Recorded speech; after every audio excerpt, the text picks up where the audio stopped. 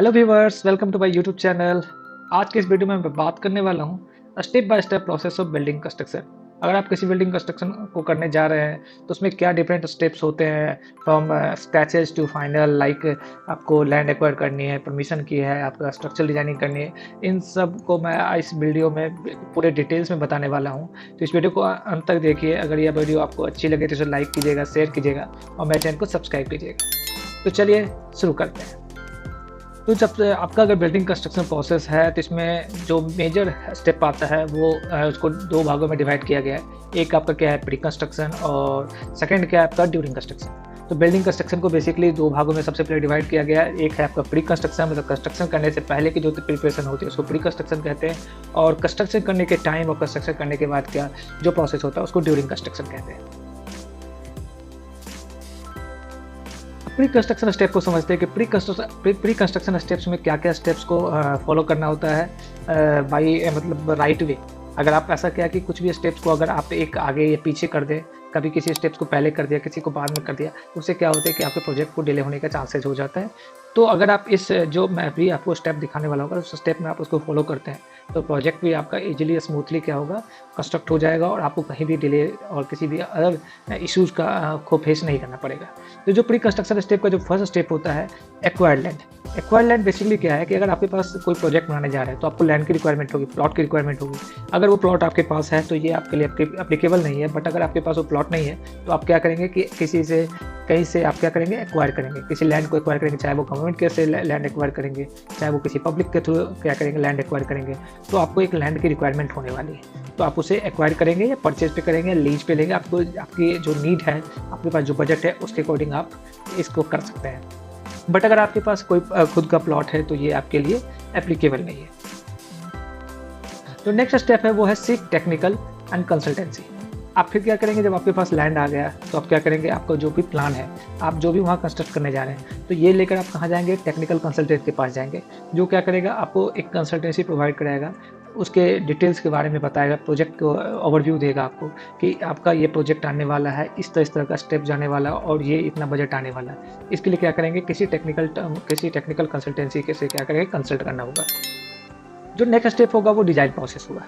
Design process में basically क्या होगा कि आपकी जो रिक्वायरमेंट है, चाहे वो वेयर हाउस की रिक्वायरमेंट हो, चाहे वो आपकी रिटेल आउटलेट की रिक्वायरमेंट हो, चाहे आपको मॉल बनाना हो, चाहे आपको बिल्डिंग्स बनाना हो, चाहे आपको स्कूल्स बनाने हो, चाहे आपको हॉस्पिटल्स बनाने हो, आपके जो भी कंस्ट्रक्शन का वर्क है वहाँ पर आपको क्या करना पड़ेगा, आपके प्लॉट के अकॉर्डिंग, आपके रिक्वायरमेंट के अकॉर्डिंग, आपके प्रोजेक्ट के अकॉर्डिंग क्या करना पड़ेगा, उसको डिज़ाइन प्रोसेस करना पड़ेगा।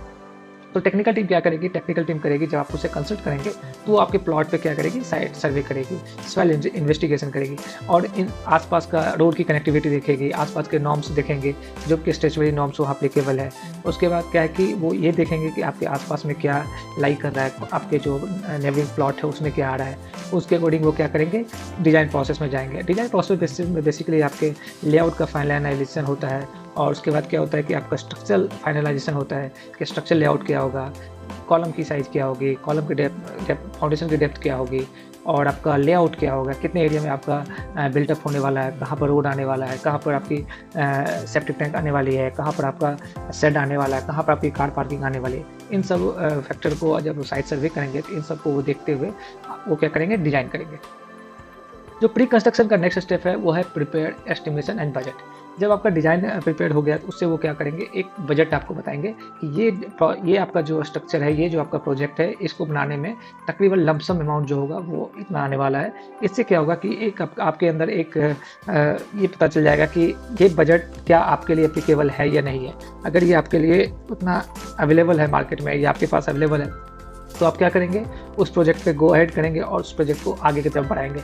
अगर आपके पास वो बजट नहीं है तो आप क्या करेंगे, या तो बैंक से लोन ले सकते हैं या अदर वैसे आप जो मनी की रिक्वायरमेंट है, जो अमाउंट है वो आप क्या कर सकते हैं, जमा कर सकते हैं, पा सकते हैं।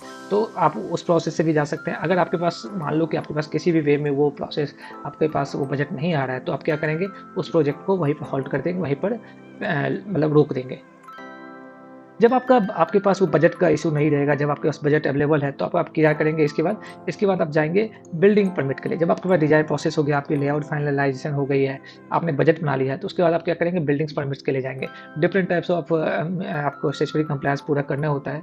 आपको जो भी कंस्ट्रक्शन कर रहे हो उसके हिसाब से बहुत सारे नॉर्म्स लगते हैं, उस नॉर्म्स को आपको फॉलो करना होता है ताकि आप वहाँ पर कमर्शियल बिल्डिंग बना सकें। इवन आप अगर रेजिडेंशियल बिल्डिंग बनाने जा रहे हैं, तो वो किस एरिया में बना रहे हैं, जगह म्युनिसिपल कॉर्पोरेशन में बना रहे हैं, तो म्युनिसिपल कॉर्पोरेशन से आपको परमिट लेना पड़ेगा। आपको अगर मान लो कि आप डेवलपमेंट अथॉरिटी के अंदर बना रहे हैं, तो वहाँ से आपको परमिशन लेना पड़ेगा। तो टाउन में बना रहे हैं, तो टाउन प्लानिंग से आपको परमिशन लेना पड़ेगा। तो इस तरह के परमिट की रिक्वायरमेंट होती है। जो नेक्स्ट आता है कि आपने जब सब कुछ फाइनल कर लिया, तो आप क्या करेंगे, एक कॉन्ट्रैक्टर से क्या करेंगे, अप्रोच करेंगे।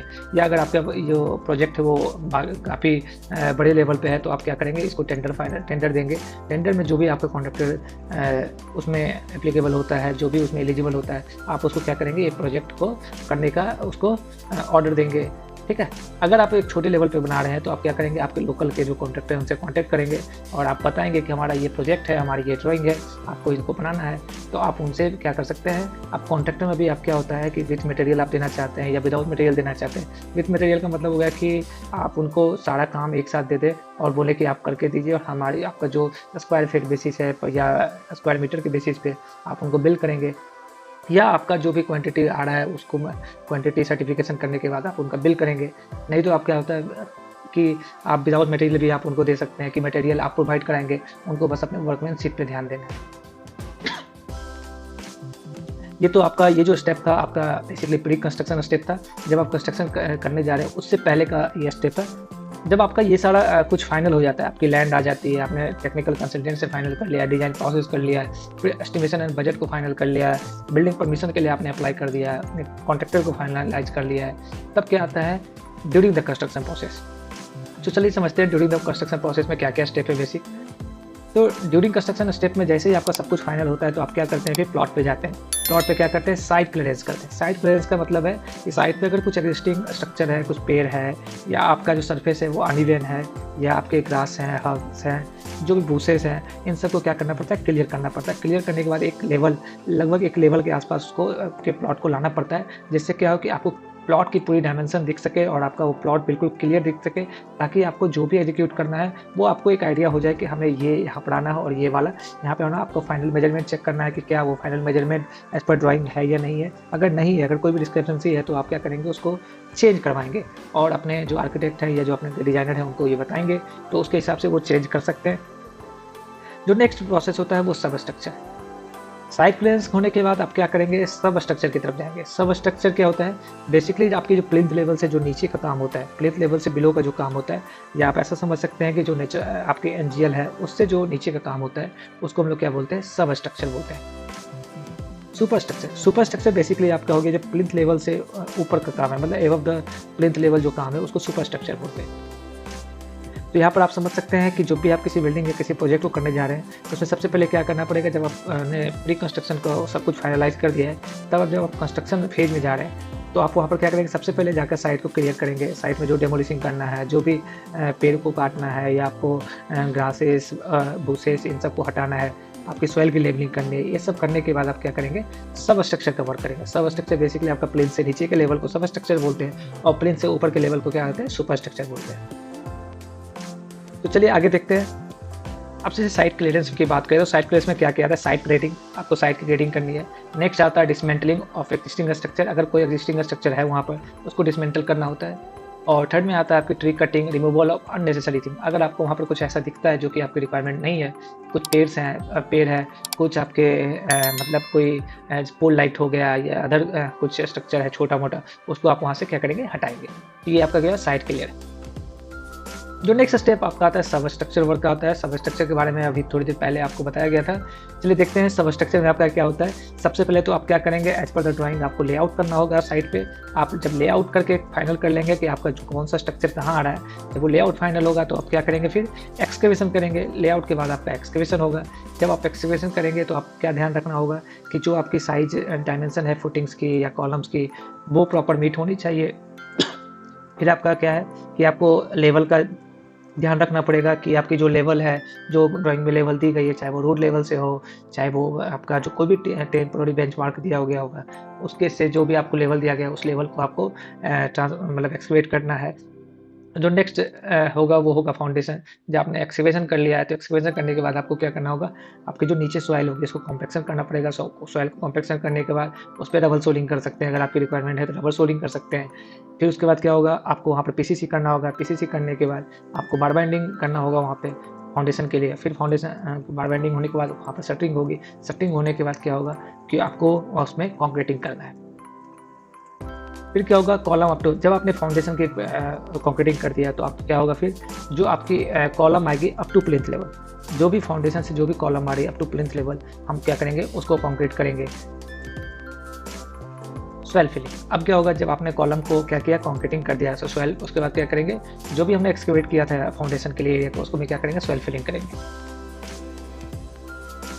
सॉइल फिलिंग करने के बाद क्या होगा, जब हमारी जो सॉइल पूरा एरिया एनजीएल तक हम लोगों ने अच्छे से फिल कर लिया है, तो फिर हम लोग क्या करेंगे कि आपका जो भी ग्राउंड बीम होगा, ग्राउंड बीम में टाई बीम हो सकता है, प्लिंथ बीम हो सकता है, या आपकी जो ब्रिक वर्क हो सकता है, कि आपने क्या किया कि फाउंडेशन आपकी डाउन में है, अगर आपको साइड में कोई फिलिंग नहीं है, आपके पास बगल वाले में अगर फिलिंग नहीं है, तो आप कभी कभार क्या करते हैं कि नीचे से बीम डालकर उसमें ब्रिक वर्क करते हैं, और ताकि आपकी सॉइल क्या हो कि आगे मतलब वो कल के दिन ऐसा ना हो कि सॉइल वहाँ से डिस्प्लेस हो जाए, और फिर क्या हो कि आपकी जो स्लैब होगी, जो ग्राउंड स्लैब होगी, या जो ग्राउंड में जो आपने पीसीसी करेंगे, वो क्या हो जाए, सेटल हो जाए, और आपकी फर्श क्या हो जाए, क्रैक हो जाए। तो इसके इससे बचने के लिए क्या होता है कि बाहर आउटर साइड में क्या होता है, ब्रिक वर्क करते हैं। अगर आपके बाहरी से आपका जो ग्राउंड एरिया जो कम है, मतलब आपका जो लेवल है वो बिल्कुल डाउन एरिया में है, तो और आपके साइड के प्लॉट में कुछ फिलिंग नहीं है, तो उस केस में आप क्या करेंगे, अगर सिर्फ सॉइल को फिल कर देंगे तो हो सकता है कि वो बाहर निकल जाए। तो इस केस में क्या होता है कि आप फाउंडेशन के लेवल से ही वहाँ पर एक टाई बीम प्रोवाइड कराते हैं, उस बीम पे आप क्या करते हैं, ब्रिक वर्क करते हैं। ब्रिक वर्क करके क्या होता है, चारों तरफ से आउटर साइड से आप ब्रिक वर्क करते हैं, और बीच में क्या करते हैं, अपने सॉइल को फिल कर देते हैं अप टू प्लिंथ लेवल की बात करूँ। फिर प्लिंथ बीम डालते हैं, और कभी कभार क्या होता है कि एज पर रिक्वायरमेंट, या जब आपके पास बजट हो, तो आप क्या करते हैं कि जो ग्राउंड फ्लोर को आप क्या करते हैं कि आरसीसी का स्लैब, जैसे आपके रूफ का स्लैब होता है वैसे ही आरसीसी का स्लैब कर देते हैं। अगर आपके पास उतना बजट नहीं है तो आप फिर उसमें क्या करते हैं कि सोलिंग करने के बाद आप उसमें पीसीसी करके फर्श को बना देते हैं। ये तो थी आपकी सब स्ट्रक्चर वर्क की बात। अब नेक्स्ट समझते हैं सुपर स्ट्रक्चर के बारे में। सुपर स्ट्रक्चर वर्क में बेसिकली क्या क्या आता है, आपका कॉलम, बीम, लिंटल, स्लैब, ये सब आपका क्या है कि सुपर स्ट्रक्चर वर्क में आता है। जैसे ही आप प्लिंथ बीम फर्श तक आप पहुंच गए, ग्राउंड फ्लोर तक, फिर क्या होगा कि आप वहां से फिर बीम को ऊपर ले जाएंगे, वहां पर फिर कॉलम को ले जाएंगे, बीम को ले जाएंगे, लिंटल को ले जाएंगे, फिर आप क्या होगा कि जो आपकी फर्स्ट फ्लोर की स्लैब होगी उसको लेके जाएंगे। जो नेक्स्ट आपका आता है वो ब्रिक मेसनरी वर्क आता है। जब आप प्लिंथ वर्क से क्या होगा, लिंटल तक आप ब्रिक वर्क करेंगे, फिर उसके आगे तक ब्रिक वर्क अंदर में जो भी आपको पार्टीशन करना है उसके लिए ब्रिक वर्क होगा, तो ब्रिक वर्क आ जाता है। जो नेक्स्ट प्रोसेस आता है उसको आता है प्लास्टरिंग का। जब आपने ब्रिक वर्क कर लिया तो ब्रिक वर्क को क्या करेंगे, आप प्लास्टर करेंगे। External plastering, internal plastering, roof slab की जो आपकी है उसकी प्लास्टरिंग होगी। प्लास्टरिंग होने के बाद आप क्या करेंगे, डोर एंड विंडो के फ्रेम को फिक्स करेंगे। जो भी आपके डोर आर से आ रहे हैं या विंडो आ रहे हैं उसको क्या करेंगे, फिक्स करेंगे, उसके फ्रेम को अपने जहाँ भी रिक्वायर्ड स्पेस है वहाँ पर उसको लगाएंगे। जो नेक्स्ट वर्क आता है वो होता है इलेक्ट्रिकल प्लम्बिंग का। तो अब जब डोर आपने फिक्स कर दिया, प्लास्टर आपने कर दिया और ब्रिक मेसनरी आपने कर दिया, तो आप क्या करेंगे, इलेक्ट्रिकल एंड प्लम्बिंग वर्क के लिए जाएंगे। अगर आप क्या कर रहे हैं कि किसी भी इलेक्ट्रिकल वर्क या प्लम्बिंग वर्क के लिए क्या कर रहे हैं कि आप अपने जो वॉल में है, वॉल में अगर आपने ग्रुप कटिंग कर रहे हैं तो आपको प्लास्टर उस समय प्लास्टर पहले करने की रिक्वायरमेंट नहीं है। पहले आप क्या करेंगे, इलेक्ट्रिकल एंड प्लम्बिंग को क्या करेंगे, फिट कर लेंगे, उसके बाद जाके फिर प्लास्टरिंग करेंगे।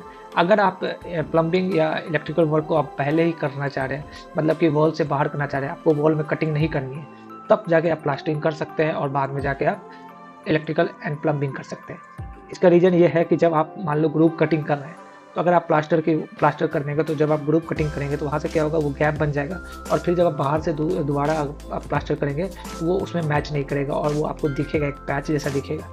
तो अगर आप इलेक्ट्रिकल एंड प्लम्बिंग आप अगर इंटरनल वॉल में ग्रुप कटिंग करके करना चाह रहे हैं तो आप प्लास्टरिंग को अवॉइड कर सकते हैं, पहले आप इलेक्ट्रिकल एंड प्लम्बिंग कर सकते हैं। अगर आप किसी वॉल के आउटर फेस पे ही आप प्लम्बिंग या आपको इलेक्ट्रिकल वर्क करना है, तब आप प्लास्टर पहले कर सकते हैं। जो नेक्स्ट आता है स्टेप आता है वो आता है पेंटिंग एंड फिनिशिंग। जब आपने इलेक्ट्रिकल प्लम्बिंग कर लिया, प्लास्टरिंग कर लिया, ब्रिक मेसनरी कर लिया, आपके कॉलम, बीम सारा कुछ प्रिपेयर हो गया है, तो आप क्या करेंगे, आप उसको प्लास्टर करेंगे, पेंटिंग करेंगे और फिनिशिंग करेंगे, उसका फाइनल टच देंगे, चाहे वो पुट्टी लगानी हो, चाहे वाइट सीमेंट लगानी हो, चाहे वो पेंट करनी हो, तो आपको क्या करना है, पेंटिंग एंड फिनिशिंग करना है। फिर जो नेक्स्ट स्टेप आता है, जब आपका सब कुछ पेंट हो गया और आपका घर पूरी तरह से रेडी हो गया या आपका प्रोजेक्ट पूरी तरह से रेडी हो गया, तब आप क्या होगा, इंटीरियर डिजाइनिंग पे जाएंगे, जहाँ पर आपको सोफा कहाँ लगना है, आपको इंटीरियर्स में जो आपकी कबर्ड बननी है, आपका मॉडलर किचन बनना है, या फिर आपको किसी ऑफिस के लिए इंटीरियर करानी है, तो उन सबको क्या करेंगे, आप कॉन्ट्रैक्टर से करवाएंगे। चलिए, जब अब मैं हर एक स्टेप में क्या क्या आ रहा है, एक पिक्टोरियल व्यू के द्वारा मैं आपको समझाने की कोशिश करूंगा। तो सबसे पहले प्री कंस्ट्रक्शन एक्टिविटीज में क्या होगा, लैंड एक्विजिशन होगा। जैसे आप देख सकते हैं कि यहाँ बहुत सारा प्लॉट है, आप उसमें से कौन सा लैंड को एक्वायर कर रहे हैं, उसमें क्या करेंगे, डिमार्केशन करेंगे, जो यहाँ पर मैंने एक पिक्टोरियल वे में आपको दिखाने की कोशिश किया हूँ। यहाँ पर क्या हो रहा है कि लैंड को क्या किया गया, एक्वायर किया गया, और एक्वायर करने के बाद यहाँ पर क्या किया गया है, डिमार्केशन किया गया है। जो नेक्स्ट स्टेप है प्री कंस्ट्रक्शन का है, वो सीकिंग टेक्निकल कंसल्टेंट। आपको क्या होगा, कंसल्टेंसी फर्म में जाकर टेक्निकल हेल्प लेना पड़ेगा, आपके प्रोजेक्ट के बारे में बताना पड़ेगा। तो वो क्या करेंगे, उसके बेस पे क्या करेंगे, डिजाइनिंग करेंगे। डिज़ाइन आपका जो प्रोजेक्ट का है, आपको एक बजट बताएंगे, तो उसके लिए क्या होगा, आपको टेक्निकल कंसल्टेंट के पास जाना पड़ेगा। अगर आपका प्रोजेक्ट काफ़ी लार्ज है या मेजर प्रोजेक्ट है, तो वहाँ पर आप एक आपके लिए एप्लीकेबल है। अगर आप एक छोटा सा घर बना रहे हैं तो भी आपके लिए एप्लीकेबल है, बट अगर आपका बजट उतना नहीं है तो आप जनरली ये सब अवॉइड करते हैं। बट मेरा रिकमेंडेशन यही रहेगा कि आप जो टेक्निकल कंसल्टेंट से बात करें, स्ट्रक्चरल डिजाइनर से बात करें, ताकि वो प्रॉपर आपको स्ट्रक्चर की डिजाइनिंग करके दे, जिससे क्या हो कि आपके घर के फेल्यूर होने के चांसेस कम हो। देखिए, आपका जो टेक्निकल कंसल्टेंट के पास जाएंगे तो उनके में क्या क्या प्रोसेस होता है, टेक्निकल कंसल्टेंट आपको क्या क्या कंसल्टेंसी देंगे। एक तो पहले आपको डिजाइन प्रोसेस बताएंगे, फिर साइट सर्वे करेंगे, सॉइल टेस्टिंग करेंगे, प्रिपेयर एस्टिमेशन एंड बजट करेंगे। अब यह देखिए कि अगर आपका सब कुछ ड्राइंग अप्रूव्ड हो गया, आपका बजट अप्रूव हो गया, आपकी एस्टिमेशन अप्रूव्ड हो गई, ठीक है, जब आपका फिर आप क्या करेंगे, अप्लाई करेंगे परमिशन एंड एनओसी के लिए। जब आप परमिशन एंड एनओसी के लिए अप्लाई करेंगे तो क्या क्या अप्लाई होगा, आपको वो दिखाता हूँ। जैसे land title verification and conversion. जैसे अगर आपके पास कोई ये एग्रीकल्चर लैंड है, अगर आप वहाँ पर कुछ कमर्शियल प्रोजेक्ट बनाने जा रहे हैं, तो आपको क्या कराना पड़ेगा, लैंड का CLU कराना पड़ेगा, कन्वर्जन फॉर लैंड यूज। ठीक है, आपको वो कमर्शियल यूज के लिए आपको क्या करना पड़ेगा, CLU कराना पड़ेगा। अगर आपका खुद का प्लॉट है तो आपको क्या कराना पड़ेगा, अगर आपका खुद का प्लॉट है तो वो आपके नेम पे है या नहीं है, अगर नेम पे नहीं है तो वो ट्रांसफ़र करना पड़ेगा। अगर आपने किसी से परचेज किया है तो आपको अपने लैंड का टाइटल वेरिफिकेशन कराना पड़ेगा कि ये प्लॉट आप ही की है और आप इस पर काम करने जा रहे हैं। जो देखिए, land title verification and conversion के लिए आपको कौन कौन से डिपार्टमेंट से आपको लेना पड़ेगा परमिशन, वो रेवेन्यू डिपार्टमेंट है, लोकल डेवलपमेंट अथॉरिटी है, अगर आप लोकल डेवलपमेंट अथॉरिटी में आ रहे हैं तो वहाँ से लेना पड़ेगा, लैंड एंड सर्वे डिपार्टमेंट से है, आपको लेना पड़ेगा। अगर आप बिल्डिंग प्लान की बात करें, आपको ड्राइंग जो आपने बनाया है क्या वो एज पर नॉर्म्स है या नहीं है, तो उसके लिए भी अप्रूवल लेना पड़ेगा। वो कहाँ से लेंगे उसके लिए, तो म्यूनसिपल कॉर्पोरेशन, आपको देखना पड़ेगा कि आपकी प्लॉट जो है वो म्यूनसिपल कॉर्पोरेशन या म्यूनसिपलिटी के अंदर आ रहा है या नहीं आ रहा है। अगर आ रहा है तो आपको यहाँ से ये परमिशन लेना पड़ेगा। अगर ये डेवलपमेंट अथॉरिटी के अंदर आ रहा है तो आपको डेवलपमेंट अथॉरिटी से लेना पड़ेगा। अगर ये टाउन प्लानिंग डिपार्टमेंट के अंदर आ रहा है तो ये आपको ड्राइंग जो आपकी है उसको टाउन प्लानिंग से अप्रूव कराना पड़ेगा। अपार्ट फ्रॉम दैट, इसके अलावा आपको क्या लेना पड़ेगा, फायर डिपार्टमेंट से जब आपका कंस्ट्रक्शन हो जाता है तो उसके बाद आपको फायर डिपार्टमेंट से क्या करना पड़ेगा, NOC लेना पड़ेगा, कमेंसमेंट सर्टिफिकेट लेने पड़ेगा। जब आपने कंस्ट्रक्शन कर दिया है तो क्या आपने एज पर ड्राइंग किया है या नहीं किया है। खासकर ये कब होता है, जब आप किसी रिटेल आउटलेट या किसी पेट्रोल पंप को कंस्ट्रक्शन कर रहे हैं, तो आपका क्या होता है कि आप तो परमिशन तो लेते हैं, उसकी डिपार्टमेंट अलग होती है, हालांकि आपको उसके लिए पेशू से अप्रूवल लेना पड़ता है। और जब आपने पेशू से अप्रूवल ले लिया है, जब आपकी ड्राइंग फाइनल हो गई, तो फिर बाद में वो क्या होता है, एक कमेंसमेंट सर्टिफिकेट, एक इंडोर्समेंट होता है, जिसमें वो क्या करते हैं, साइट पर विजिट करके वो चेक करते हैं कि क्या आपका जो अप्रूव ड्राइंग था, क्या आपने उसी बेस पे काम किया है या नहीं किया है। तो उसके बाद उसको क्या करते हैं, कमेंसमेंट सर्टिफिकेट देते हैं। और ये वाला एप्लीकेबल जो होता है आपका कॉमर्शियल प्लेस के लिए भी होता है कि आपने कॉमर्शियल प्लेस में जो आपका ड्राइंग अप्रूव हुआ था, जैसे आप मॉल्स बना रहे हैं, थिएटर बना रहे हैं, तो अगर हॉस्पिटल बना रहे हैं, तो क्या आपका जो ड्राइंग अप्रूव हुआ था आपने उसके अकॉर्डिंग ही कंस्ट्रक्शन कराया है या नहीं कराया। तो इसके लिए क्या होता है, कमेंसमेंट सर्टिफिकेट मिलता है। तो नेक्स्ट है आपका estimation and budgeting. Estimation and budgeting में आपको क्या होता है कि बेसिकली आपके प्रोजेक्ट का एक ओवरव्यू मिलता है कि आपको इसमें कितना बजट लगने वाला है, आपको कितनी फाइनेंशियल इसमें रिक्वायरमेंट है। तो उससे आपको एक आइडिया मिल जाता है कि इस प्रोजेक्ट को करने में टोटल इतना अमाउंट आने वाला है, और आप उसके अकॉर्डिंग उसकी अवेलेबिलिटी को इंश्योर कराते हैं।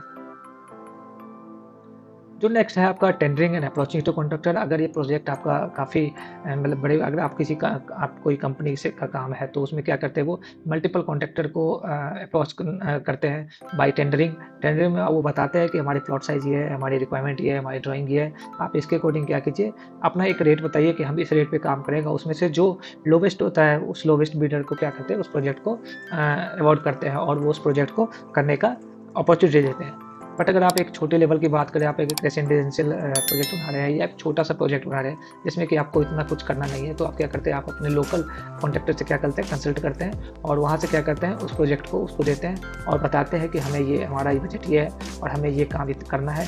तो वो उसके हिसाब से अपना रेट देता है और उस रेट में अगर आपके दोनों के बीच म्यूचुअल अंडरस्टैंडिंग बन जाती है तो आप उस प्रोजेक्ट को उनको अवॉर्ड करते हैं और वो फिर क्या करते हैं, काम को स्टार्ट करते हैं। तो नेक्स्ट प्रोसेस है, देखिए नेक्स्ट प्रोसेस है during site construction. Site clearance का मैंने बताया था आपको। अभी देखिए मैं यहाँ पर एक पिक्टोरियल वे में आपको समझाने की कोशिश कर रहा हूँ कि इस प्लॉट में क्या था, पहले बहुत सारे बूसेज ट्रीज वगैरह थे। इसमें क्या हो रहा है कि जब कंस्ट्रक्शन स्टार्ट होने जा रहा है तो इसमें क्लियर करने की रिक्वायरमेंट होती है। तो इसमें वो क्लियर करने के लिए आपका जो भी बैक हो या एक्सकेवेटर वगैरह लगा हुआ है उससे के थ्रू क्या हो रहा है, इसको जो आपकी लैंड है उसको लेवल किया जा रहा है, उसमें से जो भी ट्रीज वगैरह उसको हटाया जा रहा है।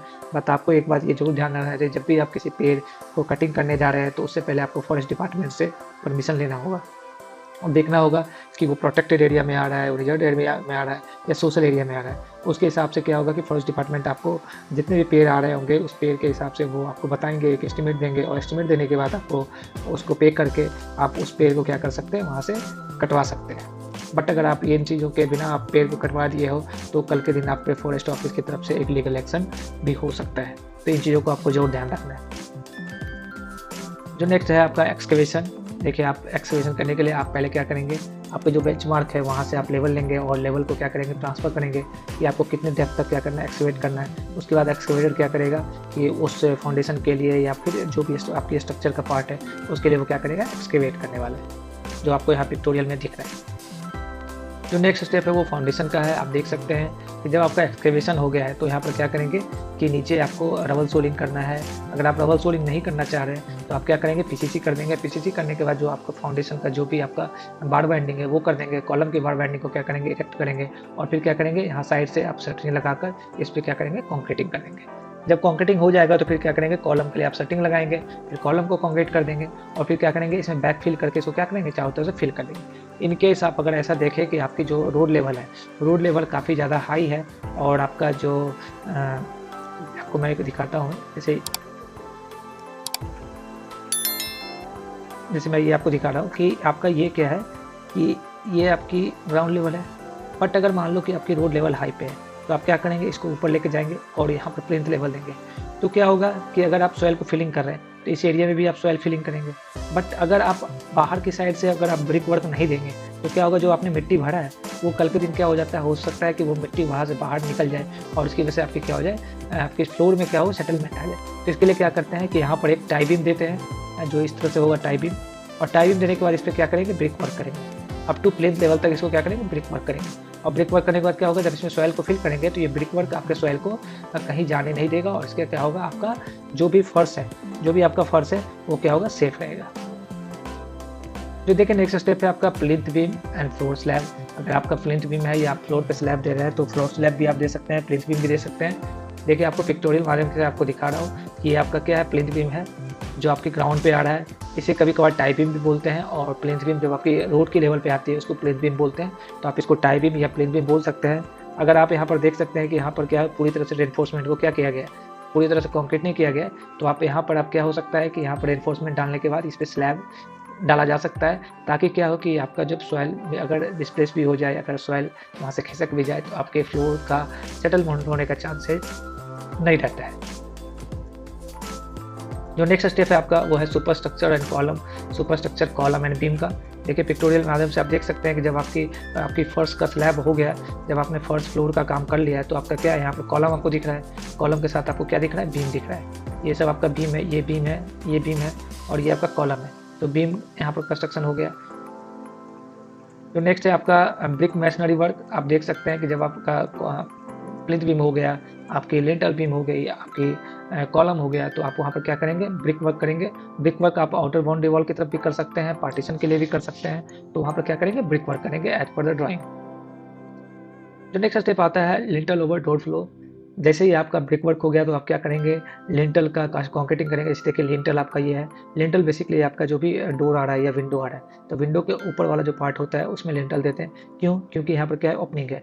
अगर हम यहाँ पर डोर को फिक्स करेंगे तो ब्रिक वर्क का सारा लोड डोर पे आ जाएगा और डोर आपके उस ब्रिक वर्क के लोड को बियर नहीं कर सकता है। तो इसके लिए यहाँ पर क्या करते हैं, एक लिंटल एक बीम डालते हैं जो कि क्या हो, सारा लोड क्या हो, इस बीम के थ्रू क्या होते हुए इस कॉलम में चला जाए और क्या हो, आपके जो भी आपका डोर्स है या विंडोज है उस पर लोड ना आए। जो नेक्स्ट प्रोसेस है वो है फ्लोर स्लैब और रूफ स्ट्रक्चर। जब आपने कॉलम कर दिया, लिंटल कर दिया, ब्रिक वर्क कर दिया, तब आपकी आती है फ्लोर स्लैब की। तो उसमें क्या करते हैं आप लोग कि आपने क्या किया, नीचे से शटरिंग आपने लगवाया और शटरिंग लगाने के बाद आपने उसमें ऐसे बार बेंडिंग किया। बार बेंडिंग करने के बाद आपको हमने कंक्रीटिंग किया जो आपको यहाँ पर पिक्चर में दिख रहा है। नेक्स्ट स्टेप आता है डोर एंड विंडो फ्रेमिंग। जब आपने डोर एंड विंडो का क्या किया, फ्रेम फिक्सेशन के लिए आपने एक ओपनिंग दे रखा है, तो वहाँ पर फिर क्या आता है कि जैसे आप देख सकते हैं कि यहाँ पर डोर एंड विंडो की फ्रेमिंग दी गई है, यहाँ पर फ्रेमिंग किया जा रहा है। ये पिक्चर जो आपको यहाँ पर दिख रहा है ये मैंने बहुत सारे अदर सोर्सेज से डाउनलोड किया है। तो अगर इसमें किसी का बिना कंसेंट का अगर कुछ दिख रहा है तो इसके लिए मैं क्षमा प्रार्थी हूँ। ये पिक्चर बस आपको इलस्ट्रेट करने के लिए, आपको समझाने के लिए लगाया गया है। जो आपका ड्यूरिंग कंस्ट्रक्शन में जो नेक्स्ट प्रोसेस है प्लास्टरिंग का है। जब आपने ब्रिक वर्क कर दिया तो आप क्या करेंगे, प्लास्टरिंग करेंगे। आपको external plaster, internal plaster, roof slab के लिए प्लास्टर करेंगे, वो आप यहाँ देख सकते हैं। जो नेक्स्ट प्रोसेस है वो पेंटिंग का है। जब आपने प्लास्टर कर लिया तो आप क्या करेंगे, अपने रिक्वायरमेंट के अकॉर्डिंग बिल्डिंग्स को या जो भी आपका प्रोजेक्ट है उसको क्या करेंगे, पेंट करेंगे। Electrical and plumbing work, sorry इसमें क्या है कि पेंट को बाद में करना होगा, प्लास्टर को बाद में करना होगा। पहले आपको क्या होगा, इलेक्ट्रिकल एंड प्लम्बिंग वर्क करना पड़ेगा। आप यहाँ देख सकते हैं कि प्लम्बिंग वर्क जो भी आपका सैनिटेशन वर्क है, जो भी आपका टॉयलेट बाथरूम का अटैचमेंट करना है, प्लम्बिंग करना है, या आपकी जो भी सीवर लाइन से कनेक्शन करना है, या आपकी फ्लोर में जो भी वाटर आने वाला, कल के दिन आप फ्लोर को वॉश करते हैं या कोई भी पानी आता है तो उसको क्या करेंगे, फ्लो आउट करने के लिए आप प्लम्बिंग वर्क करेंगे। और आपको देखिए यहाँ पर दिख सकता है कि यहाँ पर क्या हो रहा है कि ग्रुप कटिंग कर आपके ब्रिक वर्क के अंदर ही ये क्या किया जा रहा है, आपका इलेक्ट्रिकल कनेक्शन किया जा रहा है। तो इस केस में आपको ब्रिक वर्क करने के बाद आपको ये ग्रुप कटिंग करना होगा। ग्रुप कटिंग करने के बाद आपको इलेक्ट्रिकल कनेक्शन करना होगा, इलेक्ट्रिकल एंड प्लम्बिंग वर्क करना पड़ेगा, फिर जाके आपको प्लास्टर करना है और फिर आपको जाके पेंटिंग करना है। ये बात आप जरूर ध्यान रखिएगा। अगर इन केस अगर आपको कि बाहर से आपको जानना है, कभी कभार कुछ लोग बाहर से भी इलेक्ट्रिकल वर्क करते हैं तो या प्लम्बिंग वर्क करते हैं, तो उस केस में आपको क्या करना पड़ेगा कि आप प्लास्टर कर सकते हैं और उसके बाद क्या कर सकते हैं कि इसको बाहर से इंस्टॉल करा सकते हैं। लेकिन नेक्स्ट वर्क जब आपका सब कुछ फाइनल हो जाता है तो आपका क्या होता है, इंटीरियर वर्क। जब आपका फाइनल हो जाने के बाद आपकी टीवी कैबिनेट कहाँ आने वाली है, आपका सोफ़ा कहाँ आने वाला है, आपका जो कवर्ड है वो कहाँ आने वाला है, आपकी जो बुक सेल्फ है वो कहाँ आने वाली है, इन सब को क्या किया जाता है, इंटीरियर डिजाइनिंग कराया जाता है। और इंटीरियर डिजाइनिंग कराने के बाद आपको ये फिनिशिंग दिखेगा, आपको ऐसा घर दिखने वाला है, इस तरह की लुक आने वाली है जो कि काफ़ी लग्जरियस और शानदार दिखेगी। तो आशा करता हूँ कि ये वीडियो आपके लिए हेल्पफुल रहा होगा। आप आज बिल्डिंग के स्टेप बाय स्टेप प्रोसेस को समझे होंगे। तो अगर ये वीडियो आपके लिए हेल्पफुल रहा होगा तो इसे लाइक कीजिए, शेयर कीजिए और मेरे चैनल को सब्सक्राइब कीजिए। धन्यवाद।